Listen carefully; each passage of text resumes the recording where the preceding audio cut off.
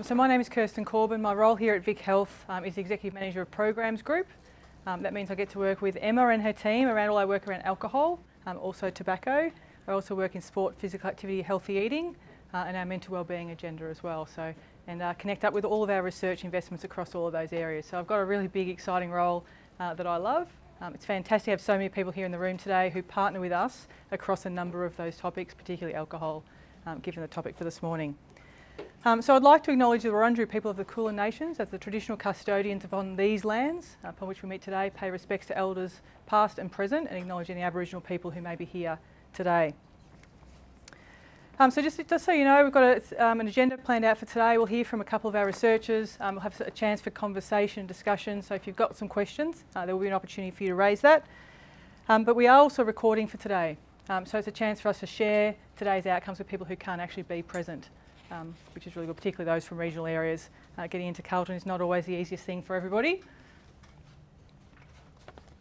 So just for me to give a tiny bit of context for myself, a little bit about Vic Health, which many of you will know already. So we are the world's first health promotion foundation, a bit over 30 years of age now. We are also a WHO Collaborating Centre for Leadership in Health Promotion. That's been the case for quite a few years. We have an ambitious goal by 2023. So a 10-year goal to have 1 million people with better health and wellbeing as a result of the work that we do. So as I said before when I was describing my role, our work really spans 5 major health imperatives. So alcohol is the focus for today, but we also work around tobacco, physical activity, healthy eating and mental wellbeing. So when we think about the 1 million people, we break down that target across those areas, and over the 10-year period we want to have 200,000 people, more people, who are drinking at lower levels of harm from alcohol. So today, or the purpose of today, is really for us to share with you some of our new knowledge, new learnings, new insights around men's risky drinking. So some new research that's actually come out. It's also a chance at the end for us to announce some new partnership opportunities for agencies, organisations, communities who would like to work with us around addressing men's risky drinking cultures and test some of those ideas. We'll try to get through today quite well, stick to the agenda. If you notice any kind of awkwardness, it's probably because there's been a lot of media interest in this topic. Quite a few of us have done some media already and have to duck out at different points to do that, so we'll try to stick to that time. So first of all, I'd like to introduce Emma Saliba to come up and give us a little bit more background and context to the work. So thank you, Kirsten, and thanks everyone for being here today. Can everyone hear me okay? I might use the mic then. Is that better? Yes. Yep, okay.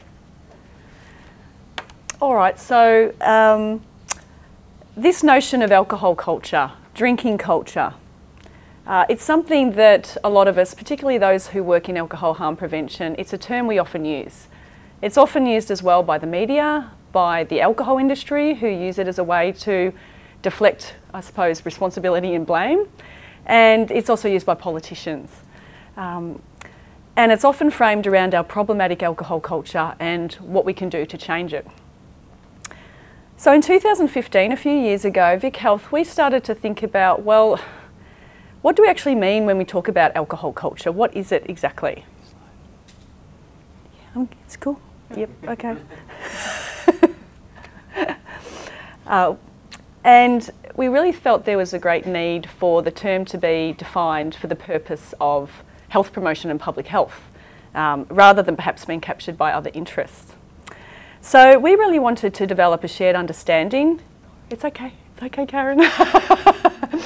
We really wanted to develop a shared understanding of alcohol culture that could guide efforts to build evidence-based strategies for alcohol harm reduction through influencing culture. So what is this thing called alcohol culture? Well, in a nutshell, it's not just about this.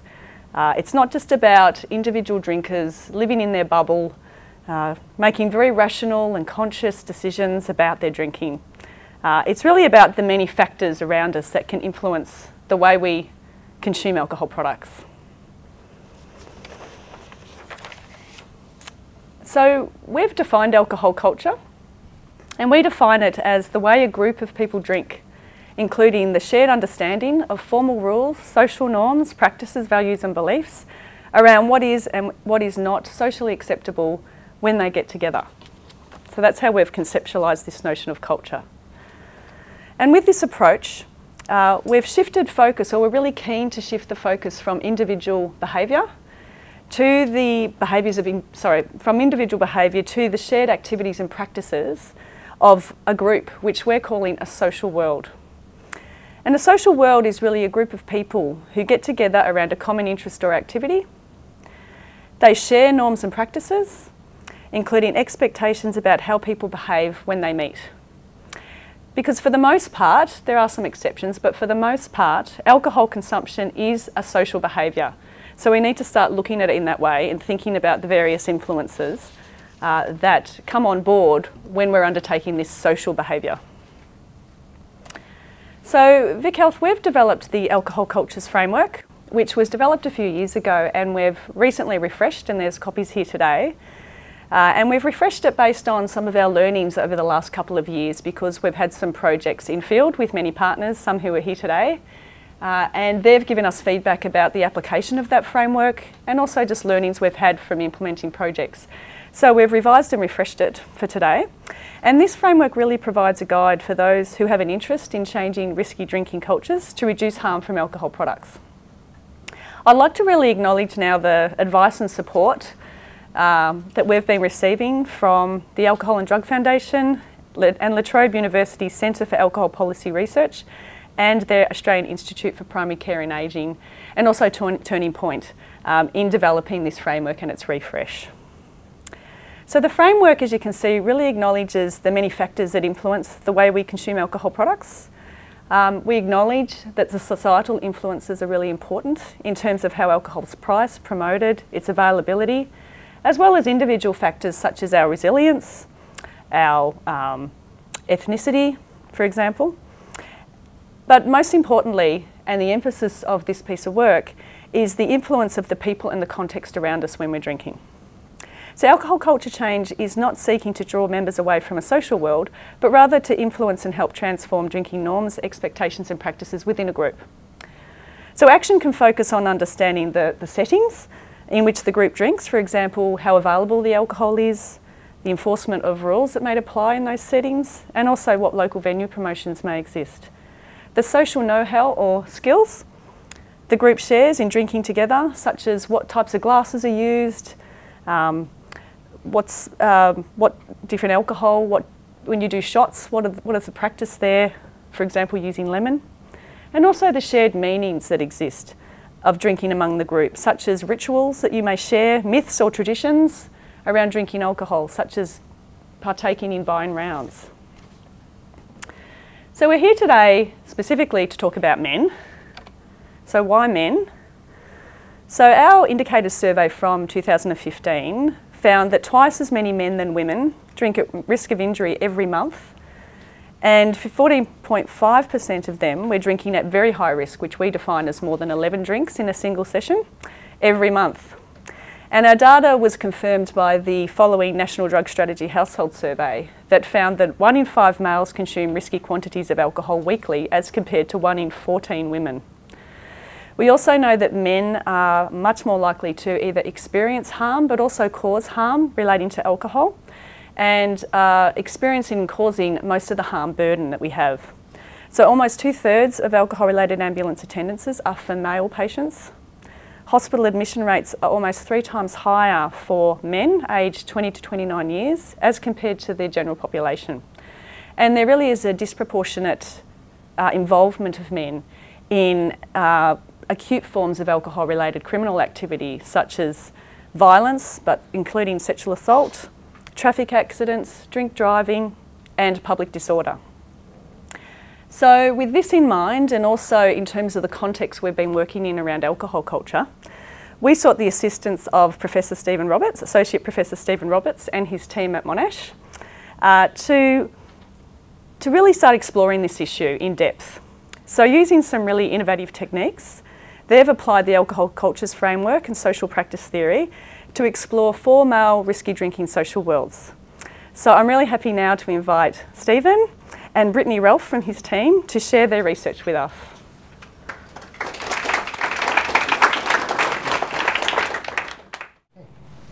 Before we begin, we'd also like to acknowledge the Wurundjeri people of the Kulin Nation on whose land we gather today, land that was never ceded. Always an important point to make, I think. I pay my respects to their elders, past, present, and emerging. So today we're going to present some results from our research that sought to deliver insights into Victorian men's practices of risky drinking. And of course, we thank Vic Health for the funding for the research. But I also want to make clear this was a team effort. So we're just going to be hearing from myself and Brittany today for the first part at least. But the wider team includes Carla Elliott, these guys are sat down in front, Brady Robards, both at, well, Carla Elliott now at University of Melbourne, recently at Monash University. Brady Robards from Monash University, Michael Savage, I think is at the back somewhere, from Eastern Health. And then we had a wider advisory board, including Professors Joe Lindsay, Kerry O'Brien, Dan Lubman, and then an external advisory board, Jen Hargreave from Vic Health, Sarah McLean, Amy Penne, and Sina Rao. So thanks to those people who made the research possible and to make it what it is. So our starting point is that the research literature makes clear that men's drinking practices are not biologically driven, even though that's something that people often veer to. The average person might veer to this explanation. But instead that these drinking practices are grounded in socially constructed beliefs, values, and expectations of what it means to be a man. And this helps us make sense of some of the things that Emma's just talked about, actually, that there's a shrinking gap in terms of gender, but men outnumber women in most drinking categories that we use for research comparative purposes. So this includes prevalence of consumption, frequency of drinking, frequency of intoxication, and incidence of heavy drinking. And again, we've just heard some stuff about hospital admission rates being particularly associated with gender. So young men in particular are very much more likely to be hospitalized after the result of risky drinking. But interestingly, that 56% of 18 to 24-year-olds have been shown to be recently exceeding the single occasion risky drink guidelines. But then as you creep up the age brackets, they're not so far behind. So we have a particular issue around young people's drinking. But what's particularly important to recognize, I think, that is also those over age 55, for example, their drinking has increased over the period of 2013 to 2016. So this demonstrates that the problem of men's drinking has a youth dimension, but it should be considered as something that permeates the experience of being a man in Australia well beyond the youth phase. So accordingly, there's been these calls to address the intersections between social norms relating to alcohol and gender, and they are evident in Vic Health's Alcohol Culture Change Initiative, which emphasizes that research and interventions should focus on the way people drink, including the formal rules, social norms, and attitudes and beliefs around what is socially acceptable or not for a group of people during and after drinking. Okay, we start with a definition. So according to the National Health and Medical Research Centre, there's 2 points around risky drinking, lifetime risk and single occasion risk. So what we're looking at here is single occasion risk. So this is alcohol consumption of more than 4 standard drinks at any single occasion. Now, interestingly, even before we get to the data, as we've discussed this with some academic colleagues, there's often quite a shock about this, actually. The 4 drinks doesn't seem that much. So it's an interesting point that we get to before we even get to the data. Also of interest, the recent ABS data indicates that alcohol consumption is a relative low, but the average person in 2017, the average Australian in 2017 is drinking less than half of what the average Australian was drinking in 1975. However, alcohol-related harms appear to be stable, and despite this reduced population-level drinking. So what this suggests is that there are subpopulations who are continuing to drink at risky levels, and these high-risk groups may require public health responses that are targeted at the subpopulation level rather than the whole population level. So the aim of the research was to provide to start to explore and understand men's risky drinking cultures in Victoria, and to engage with a variety of what we described as social worlds in relation to different settings. So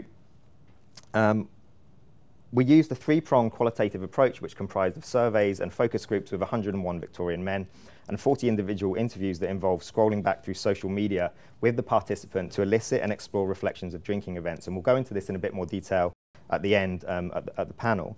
But as part of this one-to-one interview, the men also offered to us, or shared with us, a selection of photos and images from their social media accounts, which you'll be seeing some of shortly. These social media accounts, so these photos and social media accounts were used to document drinking occasions, which seems to be becoming quite prevalent. So we also did ethnographic observations and of drinking venues scoped by the participants. But the main bulk of what follows today is related to the focus group data, and we'll be expanding on the findings of the scrollback method at the end.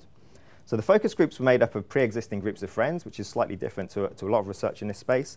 And that is basically the groups of people with whom men sometimes or regularly had drinks. And these kind of focus groups permit access to some sort of natural social networks that provide what we describe as the cultural scripting for male-to-male or homosocial drinking practices.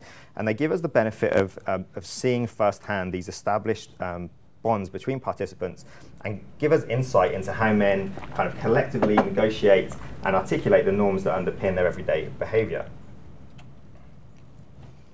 So our sample then, 101 men, aged between 19 to 72, but mostly in the young adult terrain of about 28 to 35. Ethnically, mostly white, but not all, and in class terms, both in terms of education and occupation, a very varied sample, which we're very pleased with, and across and sometimes within groups. There was a near even split of participants who lived in the metro versus the rural or regional areas.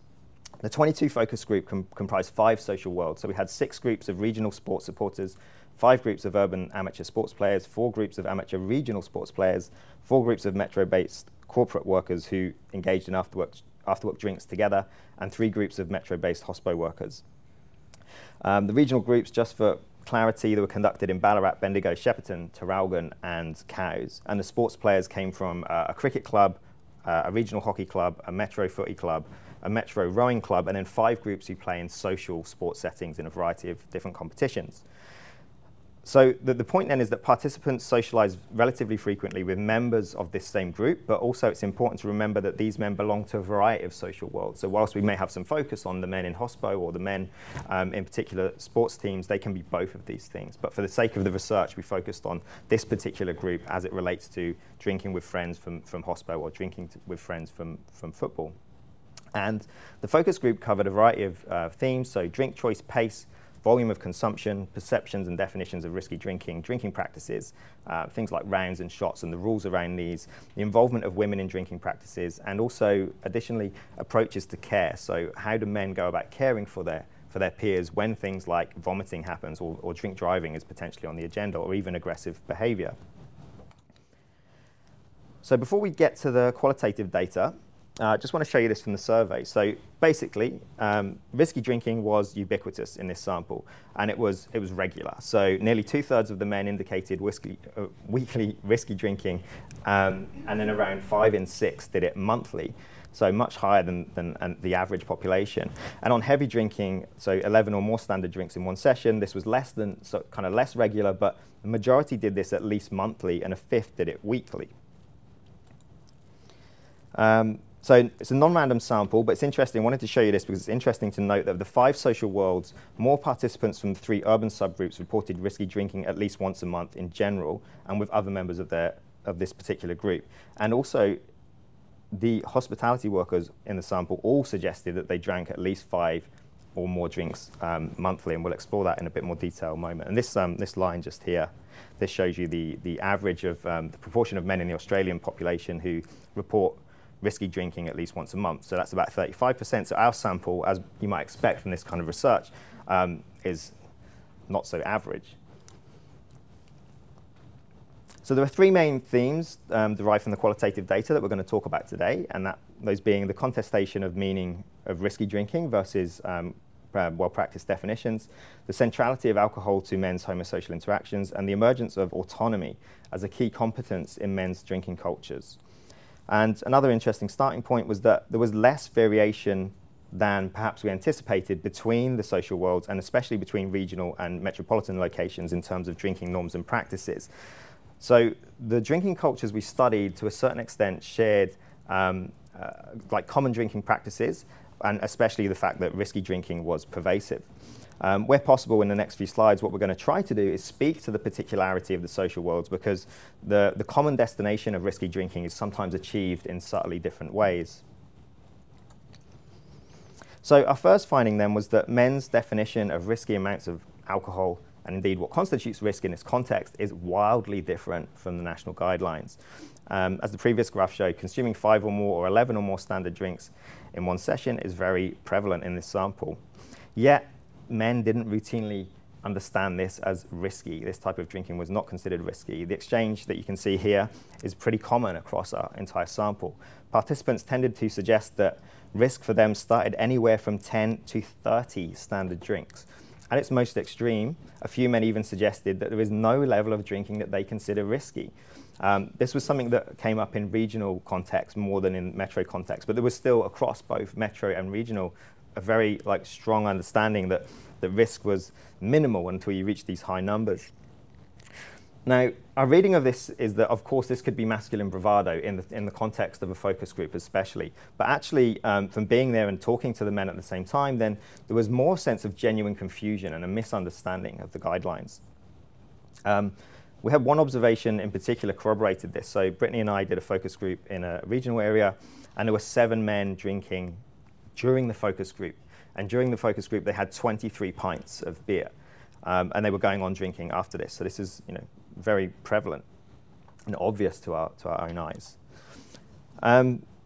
When defining the specific risks, some groups mentioned things like losing their balance, dangerously crossing the road. One guy talked about falling over and hurting his knee, but being picked up by his friends and taken to the pub anyway. And others, like this group, conceived of little more than sending a regrettable text or hurting someone's feelings or losing their wallet. So this denial of risk is part of a complex paradox which is supported by masculine norms.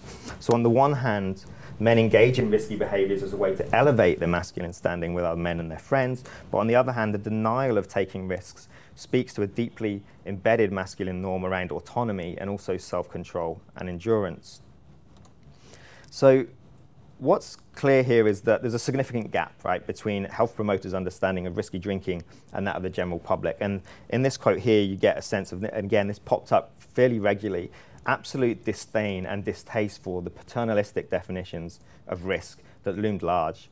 You can see it quite clearly in this quote, and it reminds us that contextualized understandings of risk need to be factored into public health messaging if they're to be effective. So I'm going to hand over to Brittany now to talk about the other findings. Thanks, Steve. So yeah, moving forward, we are going to be using some images that we received from our participants' social media scrollback interviews. They are anonymised, and we have got their permission for that. So I'd just like to establish that. Our second major finding was just how central drinking is to men's homosocial interactions. During his interview, one hospitality worker from the CBD said he finds it hard to hang out with his friends unless he's drinking beers. Variations of this sentiment were shared by most, if not all, of the friendship groups, and differed slightly according to the social world they operated within and its particular norms and dynamics. Among the rest of the hospitality workers, drinking during, after, and in some cases before a shift was considered a standard part of the job. At one venue, it would be highly unusual to have an entirely sober team of bartenders. There was a sense that drinking fit nicely with the fast pace and highly social nature of their work, and even made the men more confident and effective at their job, to a point, of course. On the other hand, the men from the corporate workplaces viewed drinking as a way of switching off from their work and connecting with their co-workers. Despite the fact that activities like rollerblading and bowling were mentioned as possible alternatives for team bonding, their proximity to bars and pubs means that after-work drinks are the easiest, if not the only realistic option available. Although our participants said that they wouldn't judge someone if they came along on a Friday night and didn't drink, Mike, who's on the screen there, explained that in the past he's found it difficult to connect and commiserate with his co-workers when he was the person who wasn't drinking. So here too we find that drinking is pretty central to this social world. Ooh. This was also the case with sports players. In general, drinking was described as an important tool for club bonding and for attracting new male and female players to the club. Although most players stayed away from alcohol the night before a game, they regularly veered into risky drinking territory soon afterwards. Post-match social events were very common, as were seasonal footy trips, where some of the heaviest drinking recorded in the study was said to take place. One person explained that they would share 2 cartons between 3 men, and that was just on the bus ride there. As an interesting aside, we found that the sports club were relatively difficult points of entry in terms of recruitment. As is captured from this email on the slide,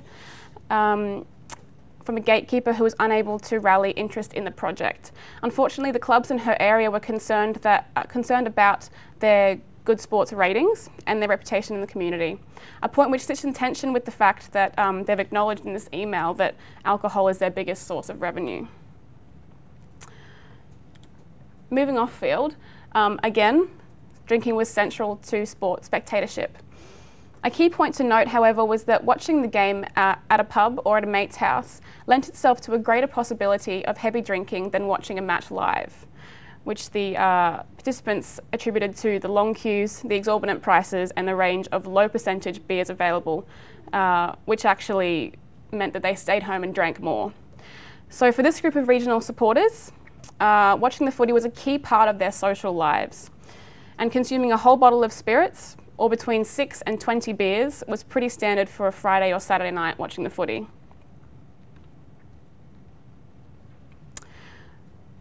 Although alcohol was used for slightly different purposes in each social world, participants from across the study made sense of its pervasiveness by referring back to this broader Australian drinking culture.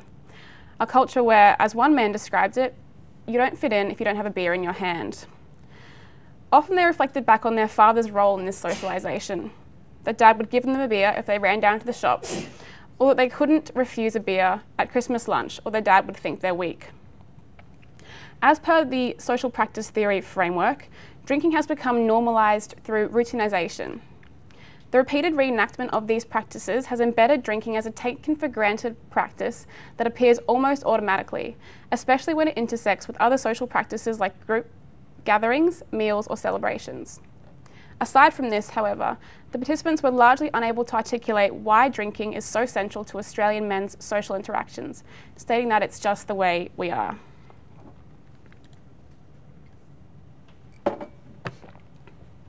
The most significant manifestation of masculinity in men's drinking, however, was the importance of autonomy. That men conceptualised their drinking through a utilitarian lens to avoid surrendering their own autonomy, and that their desire to respect other men's autonomy acted as a barrier to their ability to practice care. Our participants described themselves as open, accepting, and frankly not at all concerned with monitoring their friends' drinking.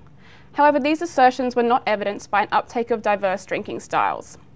Most participants principally drank beer at similar rates and often together in rounds, and gendered banter around drinking practices was still highly prevalent. Despite this, most men in the study viewed themselves as self-determined in their drinking behaviours and disapproved of those who alter their behaviour to impress their friends or abide by social mores. To maintain this sense of autonomy, participants framed their drink choice and behaviours in terms of utility. They cited price, convenience, and alcohol percentage to justify their consumption habits. For Josh, beer is simply the cheapest option, whereas Frank and Jack were more concerned with minimising the time they had to spend standing up. In doing so, they avoided conceding that their behaviours are influenced by gendered expectations, even when it was seemingly quite obvious. The most significant consequence of this dynamic, however, is that the desire to respect the autonomy of other men and the possibility of that not doing so might incite an aggressive response acted as a barrier to our participants' ability to provide health-related help and care for their friends. Our participants don't feel comfortable intervening in a friend's drinking behaviour until that friend is completely incapacitated and therefore unable to behave themselves autonomously. As a result, many groups have developed techniques to discreetly slow their friends' drinking if necessary, what we termed stealth care. From simply grabbing a bottle of water from the table or taking them outside for a cigarette, to secretly telling the bartender that their friend has had enough, these more discreet practices allow men to practice care without obstructing their friends' autonomy or putting themselves at risk. This group described slowing the entire group's drinking down, just so that their friend would subconsciously also start to drink less as well. The one exception to this was drink driving. Our participants openly stated that they would have no issue intervening if they believed someone was not fit to drive. Importantly though, one group stated that if a friend was only drunk enough to be risking their own licence, they would leave them be. But if they were putting others at risk, then there's no question they would step in and take their keys. So it was this perceived risk to others that allowed men to intervene and thereby transgress the gendered boundary of autonomy. But if the risk is only to the individual, it's considered their own decision, and the consequences are theirs to bear. So wrapping up, when we say masculinity and drinking, one might picture groups of men necking shoeies, getting into fights, or crushing beer cans on their head. However, our participants reject this macho persona, and indeed any suggestion that their drinking practices are an attempt to be more manly.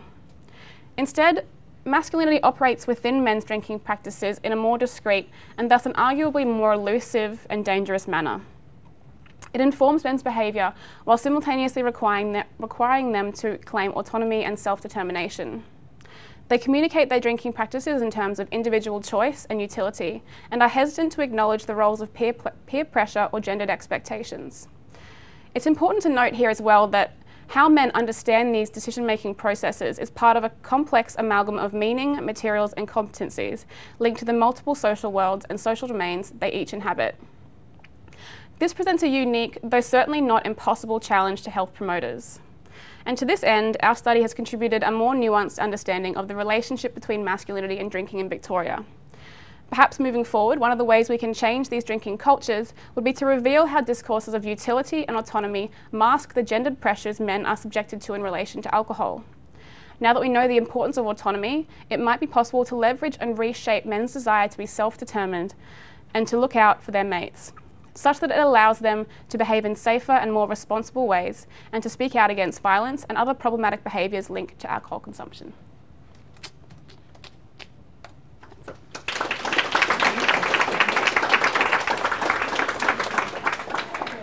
Thank you so much, Steve and Brittany. I've never actually realised how caring it is to take somebody outside for a cigarette. I'll be leaving just for a few of us.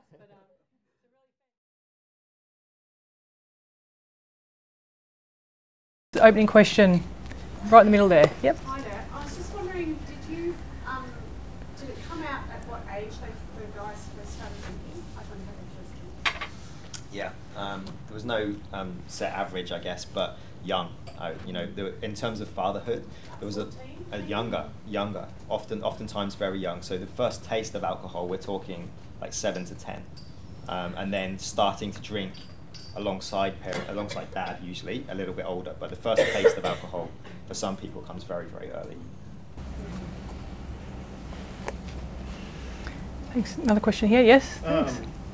Were there any kind of did you ask questions about sexuality and other drug use as well? Because we work predominantly with the queer community, and within our community there's very problematic drinking amongst gay men, and not just gay men, but men who have sex with men who haven't come out, who are having sex with each other in their social networks, and the risk that has in sexual health is why we're interested. It's kind of, it informs other decisions they then make.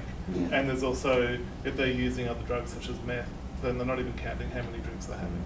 It's just, until, is that addressed in any of this research? We didn't address the issue of other drugs too much. I don't think it didn't really come to the fore. But and Brady can speak to this as well. But we also, one of the sports groups was a gay men's sports group, so we did have a relatively diverse sample.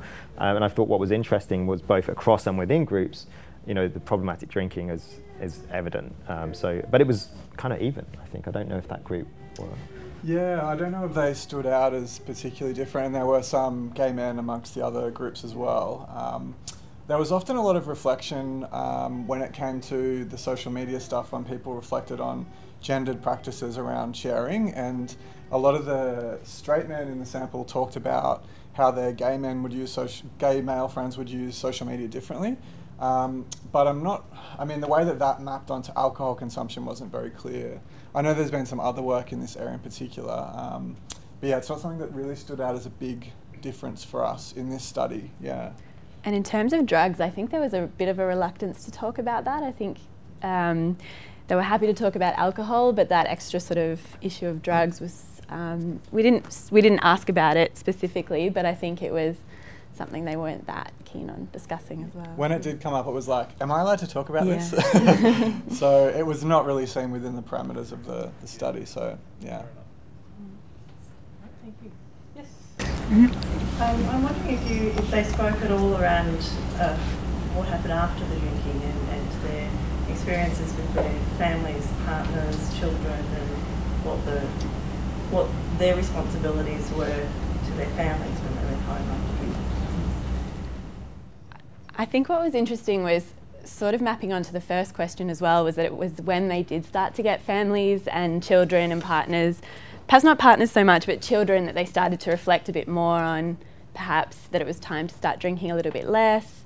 So some of the participants who had children, sort of reflected on how they used to drink quite a bit, but then as their children were born and families kind of became a bigger part of their lives, that they I think started to drink less, and for that to be a less central role. What do you think? I think it's still in tension with the fact that they're still drinking, almost all of them drinking to the risky drink level at least once a month. So I think the example that stands out more to me was among younger men, actually, who were talking about the way that their mothers, for example, try to police their drinking. And that's has a relationship to what comes next, because they might come home and be messy in the house or be hungover or whatever. But and also things like this was related to a Scrollback interview.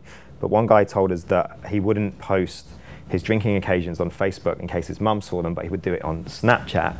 And I asked him why, and he said, because the last time we went drinking, I jumped in a fire. And they took a video of this guy jumping in a fire when he was camping and risky drinking. So there was this kind of trying to moderate what parents and others can see through that process of documentation. So on that, can I ask a question, sorry, about the Scrollback methodology?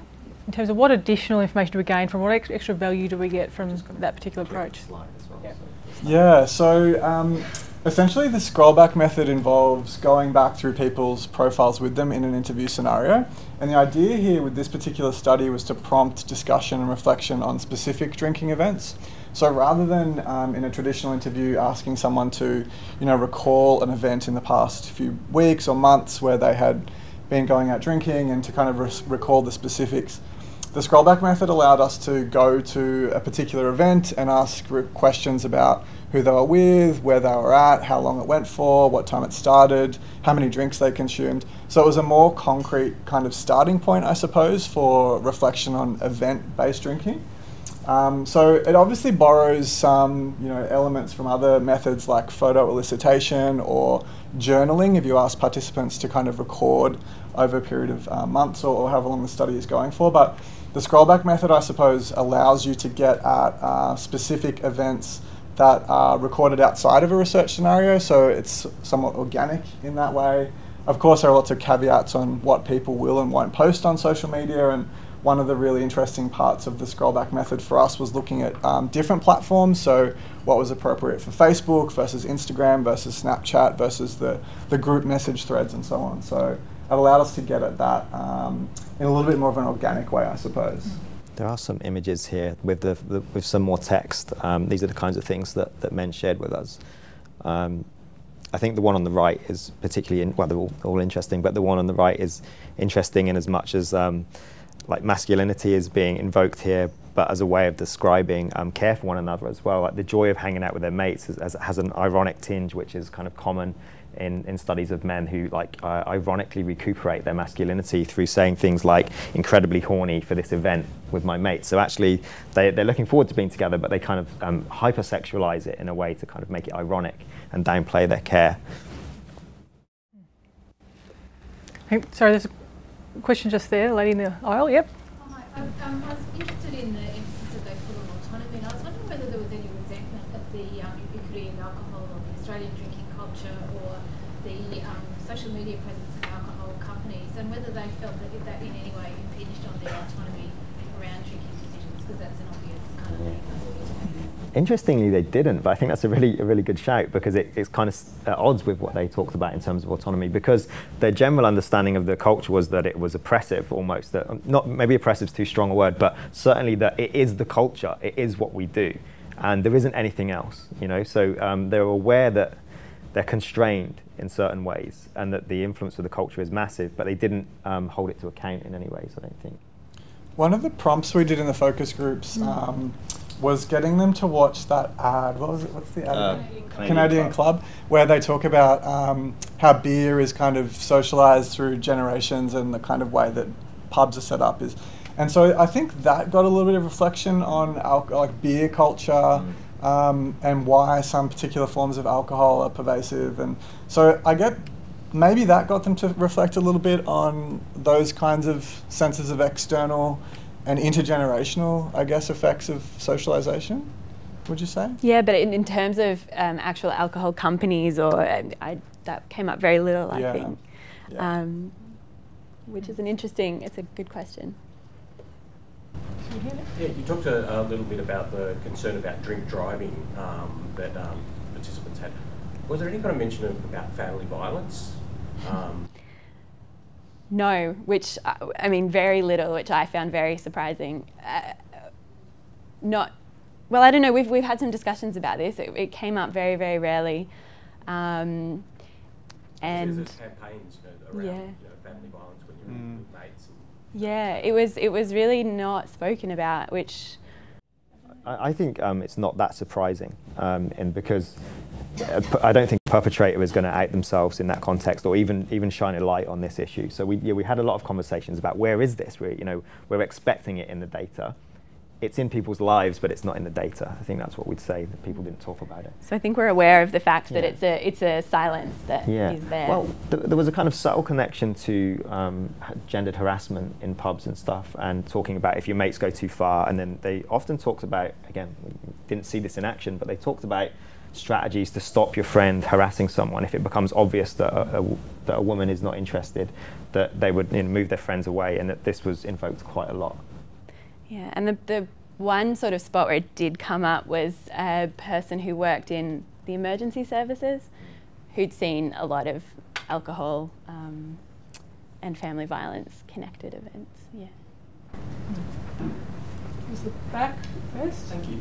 I just wanted to ask how there's been talked about their relationships with women, what a difference women made to their drinking cultures, either in their presence or in relation to talking about varied. I mean, the one that stands out, an interview that Carla and I did together, where a guy was showing us photos of his recent holiday, and he said his wife basically amplifies his drinking and drinks more than him. So it was quite mixed across the sample, but there were interesting kind of intersections where sometimes women were seen as being facilitating drinking, and then other times where they were seen as holding it back, and then other times again, Brady, I'm sure we'll speak to this, around gendered practices in terms of social media, where women were seen as the documenters of the night, so that they would take the images and post them online, and the men would benefit from this kind of social exposure of their antics. So it was a multitude of complex intersections, I think. Yeah, that was when we did the scroll back with them, they would often come to images that they hadn't themselves posted. They were tagged in images that especially many of their female friends posted, and it led to a lot of really interesting discussions around, why is it that why aren't you posting much on Facebook or Instagram, but they're still spending a lot of time on these platforms but not actively posting. So the role of women as gatekeepers around memory and kind of recording significant events in their lives, we actually got them to reflect a little bit on that practice. So they benefited from the memory work that was done through that. But there was also a lot of discussions around, gendered expectations around looking good and the performativity of specific drinking events and so on. And we actually denied early on in the design about whether or not to include women in the focus groups and what kind of effects that might have. We kind of moved away from that, but that would have been a really interesting alternate study. What would it have been like if women were in those groups talking about the construction of masculinity? I think on that point as well, there was an additional designation of some women as lads. Like she drinks like a man. That was quite common. So they would recognise that some women who would drink into the risky kind of threshold were like men. Towards the middle there. I'm just wondering, did you show them any health campaigns like old TAC ads or anything, and whether they resonated with them? We didn't show them, but we did talk about them, and we asked them to talk about what a good campaign would look like. So they often talked about that kind of stuff, and oftentimes, almost uniformly, they would say that the campaigns haven't been very good. There were one or two that they did mention as being useful, but mostly they resented being given data like graphs and charts and numbers, and they rejected that idea completely. So we'll go here and then here, and we'll come to the front. Yep. So you talked a lot about different perceptions of risky drinking and alcohol as a social lubricant. So it sounds like, people were drinking as part of big social events. And I'm just wondering, did people talk about or show any openness to changing that behaviour? Was there indication of help seeking, or this is an addiction problem, or I have regret, or what was kind of the openness to drink less? And if there was that openness, was there any indication of what those motivations might be, whether it's money or family or anything? So I don't think it was especially common, regret, but again, an interview that Carla and I did, there was a remarkable moment where going through this guy's social media, he realized, he said, I think he said ashamed, or he mentioned shame, basically, and that was through the process of the scroll back interview. So we thought that was an interesting possibility for interventions, actually, for people to be exposed to what they do in terms of drinking. But in terms of health, again, and especially in terms of autonomy, people like to think these men like to think they were in control and that they knew what the health risks were, or that there were none. So there wasn't really that much. There were some specific, I'm remembering a few specific events like losing your license for drink driving. That was a kind of prompt for one of the guys that was in that focus group we did, where he kind of reconfigured his kind of risk management processes as he got a bit older. And I think it was also the same guy who had a kid on the way, and the group was sort of, giving him a bit of stick about how he will have to change his interaction with their friendship group when the kid comes along. So I guess there are kind of moments in some of the stories. Definitely. Yeah, and now you've said that, I'm hearing a string of them come back to my mind. There was another one who lost the work laptop, and on its train. So those kind of one-off instances. And I think a number of men talked about like needing this wake-up call, needing something terrible to happen to reflect on the drinking and then to try and curtail it a little bit. But on the other side, some of the younger men that I interviewed talked about regret, but almost as a source of pride. So it was like they'd had such a big night and they'd done all these things they regretted, but they had a really good story to tell their friends the next day. Or one person was going through his social media, and it was like years ago that this night had happened that he couldn't remember, and he said, "Oh yeah, I've got so much regret," but that was sort of something that he valued as a way of kind of connecting with friends. And so, but that was, I think, the younger participants perhaps. And for some of the participants that were a bit older, they would do that going back to very old images. Like that was one of the very first focus groups we did an interview afterwards. One of the guys talked about how a photo of him basically in an ambulance because he was so drunk, that was resurfaced amongst his work friends years and years later, but as a kind of youthful, this was how I used to be, and so there was this kind of capital currency around that, recontextualized in an adult working environment, not as a kind of shameful thing, but as a look how fun I used to be kind of thing almost. So yeah, the way those images circulated, I think, was particularly interesting in that sense. Yeah. Okay. Okay, yep. In terms of health education, health promotion, and given that drinking occurs at such a young age for young children, boys, and is it worth taking these findings to schools, primary schools, and thinking about an education program where you've got, we now have sex education and understanding diversity within society? Is it worth looking at alcohol as something that you can educate young children as to what it's all about? I think parents as well. Possibly, but also. Or at high school, secondary. Yeah, I'm not. They do. Yeah, I was going to say, I think at high school level they must be achieving some good results already, because the overall drinking figures are going down. So there is success being had somewhere, but it's the prevalence of risky drinking in particular subpopulations. So I'm not sure how you get that correspondence. I was a bit shocked at exposed to alcohol at the age of 6. Yeah. A bit disturbing. Yeah. Do parents need to be I educated? think that's the issue. Yeah. Did you still have your question? Yeah. I'm interested in the workplaces and the practices, particularly in hospitality, but also certain corporate subcultures. You mentioned an interview with someone from advertising and the work knockoff drink and potentially the free work knockoff drink in the workplace, and how that leads to perhaps multiple drinks following. My husband's a chef, so I've seen it happen across the industry, that link to that free knockoff drink every single night, and almost the sense of celebration we made it through, we bond around that drink. Did you see any patterns that saw that happen across, the sporting clubs? Was there, that connection to the free drink, or the buy $50 raffle ticket and drink all you can, or something? The connection to the free and the celebration at the end of something, did that contribute to? Absolutely, absolutely, yeah. So in the corporate world, talking about hitting targets or having finished a project, very common. Some terrific stories, problematic stories, but very interesting stories about people using the company credit card, and the hierarchy used in such a way that one person would use their credit card and the person above them would sign it off. And as the deadline come to the end of happy hour, they would smash the credit card, basically, buy another big bulk of drinks as quickly as possible and sign it off that way. And that was part of that celebration process. Football clubs, end of year trips, that kind of stuff. Even semi-regular Christmas events, semi-regular drinking nights after a game where, you might have not necessarily free, but you'd pay $50 and then it's drink as much as you can, not as much as you like. So that's very common as well. Because I'm just interested in that policy, particularly in workplace settings, where there is such a level of responsibility. Yeah, I think what's interesting there as well is that some workplaces don't realise they're contributing to risky drinking because they might offer a beer or two. So one person that Brittany and I interviewed, that at 1 o'clock on a Friday, they had a beer cart go around their office in the corporate world.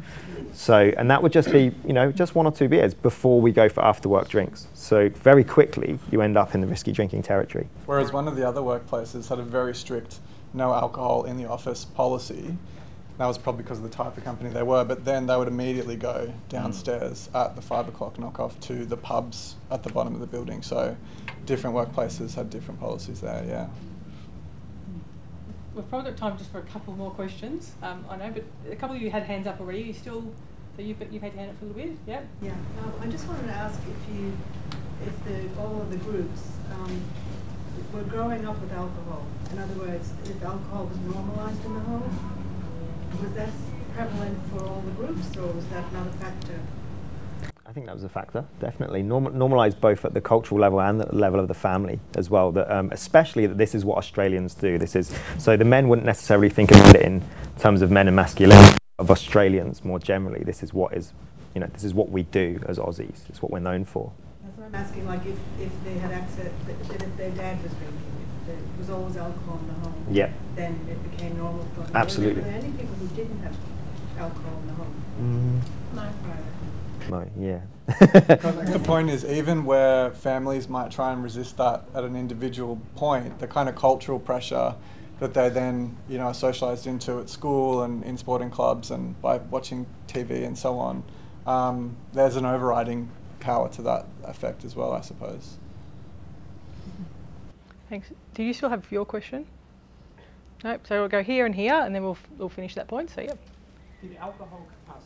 Did gambling come up at all in the study, either as a reason for men to come together, or part of the reason, or even potentially as one of the more risky outcomes of the evening or the day?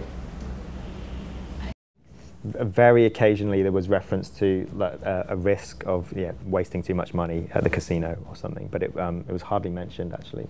At least one of the observations we did was interesting in that obviously there were poker machines in the pub, sort of very loosely separated from the bar area, but it didn't really come up in the focus group, but it was something we observed about the layout of the pub and the pokies. We didn't prompt it, but in one of the focus groups, I know straight after the focus group, they went to the pokies. So it was clearly part of the environments that they were involved in. Yeah. What would you say? My question was around just how we view this issue from a more historical perspective as well, around whether or not you could see today's men's risky drinking culture as basically a socially persistent phenomena back from England and Ireland that now the alcohol industry is really tapping into with their amazing marketing material to promote, the gendered, stereotyped, masculine, autonomous, capable, working male. Is that really all it is in a way? And it's not just the. I think that's a good shout. Yeah. It's definitely persistent over time. Yeah. And there's safety and there's reward in it for men as well. Sure. Particularly when you look at the the spread and accessibility of pubs across Australia. Yeah. Just as a woman walking into a pub, there's many that I've walked into, and you feel like you're walking into ice because you're walking into a space of male privilege. Really, so it's. Yeah.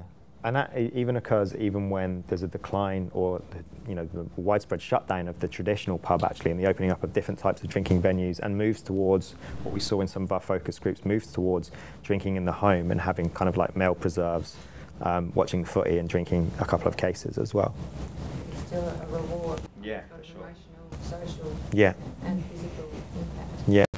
Actually, on the reward of the emotional, I should stress as well that perhaps unusually in this research, lots of men talked about being able to open up through the process of being drunk, and that was a really important insight for us who are interested in masculinities more broadly, that there is the scope to move towards more emotional states of being. Can I just ask a final question for any of the three or all the three of you to answer? Did solutions come up? Did the men that you interviewed have enough concern, any ideas about how things could be different into the future? Well, we did ask them this question about what kind of health promotion advertisement, for example, they would design.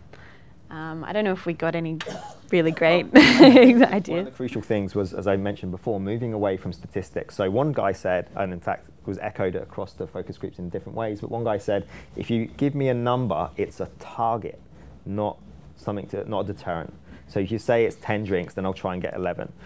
But what they also talked about was personalised stories, and I think similar to the way that we see in drink driving campaigns, like very real, visible accounts of what might happen. And again, in terms of written promotion, they talked about kind of first-person accounts by journalists themselves, talking about their own experiences rather than trying to just ram data at people the whole time. So you can connect with people through storytelling, potentially. I don't know how realistic that would be, but... Well, I think also maybe honing in on this connection issue, because I think when people did intervene in their friends drinking, it was when they really were worried about their friend, when they really thought their friend was in danger or someone else. So, they do care about their friends, even if it's not in a way that we recognise usually. And so I think perhaps honing into that kind of sense of, that they are friends and they do want to connect, and perhaps there's something there that you can care in other ways other than taking someone for a drink, because obviously that's care as well. There was also some, coming back to your question from before, there was interesting examples of intergenerational care happening. So in some of the sports clubs, there was this real sense of, the older men that were in the focus groups reflecting back on how the younger guys in their clubs were much more, controlled in terms of their drinking and not drinking to excess in the same way that they reflected on doing as young people. So there were really interesting examples of care across generations in some of the sports clubs as well, which I think could be a really, powerful resource to draw on. I think that's fantastic. So I guess we're understanding that men are concerned about the culture that exists around their drinking, and they'd be very keen to see some change happen. So the challenge is still out there in terms of what some of those solutions might look like. So thank you so much to the three of you. I think, when you have these events and your team prepares questions for you in case the audience falls flat. I love it that your work was wasted, Karen. Thank you for trying with Ed. We didn't answer any of your pre-prepared questions, and we didn't need to. So I'm really pleased now to announce that Vic Health is getting behind this particular issue, and we're investing around $500,000 in a new grants program. So the web link up here that you've been looking at is going to be really important for you and others in this sector to, thank you, to really keen to engage organisations, councils, local communities who are really keen to challenge those existing stereotypes around masculinities and drinking and create some cultural based changes in this space. So organisations can apply for up to $150,000 for 2-year initiatives to work with us, partner with us to try to create some of these changes. So more learning ahead for us around that. So thank you again for being here today. If you haven't already, make sure you grab a copy of the report around the research, our framework around alcohol cultures, and the next step is to make sure you come up the back here and join us for morning tea. So again, thank you so much to everyone involved in all parts of today. you.